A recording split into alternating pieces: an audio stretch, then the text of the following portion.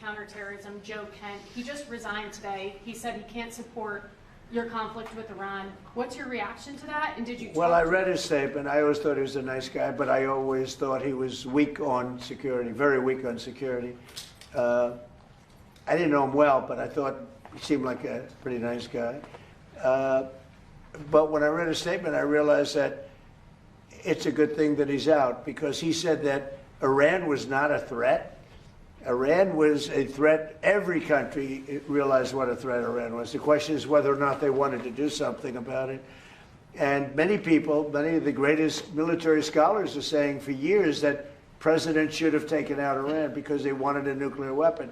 They were, if we didn't do the attack, or if, I'll go a step further, if I didn't terminate the Iran nuclear deal given to us, one of the worst deals ever made by Barack Hussein Obama. Remember when they sent Boeing 757s over there, loaded with cash, hundreds of millions of dollars? You would have been very happy.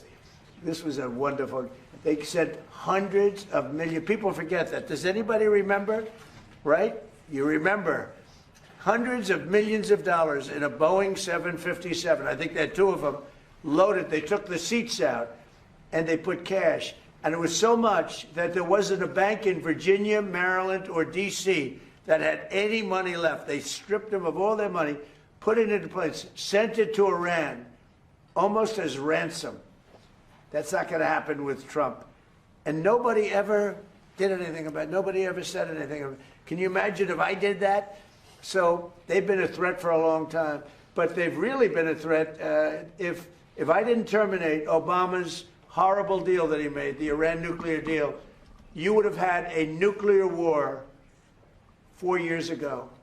You would have had nuclear holocaust, and you would have had it again if we didn't bomb the site. So when somebody is working with us that says they didn't think Iran was a threat, we don't want those people, because, and there are some people, I guess I would say that, but they're not smart people or they're not savvy people. Iran was a tremendous threat. And virtually every NATO nation, and this is the thing, if they told me it wasn't a threat, and therefore they don't want to help, but when they say it was a threat, and it was a major threat, every one of them, I think every one of them, I don't know of one that said they're not a threat, but when they say it was a threat, but we're not going to help, I think they're very foolish. You know, it's interesting. It's interesting because I could say this, that what's happening in Ukraine, we're probably in there for $400 billion.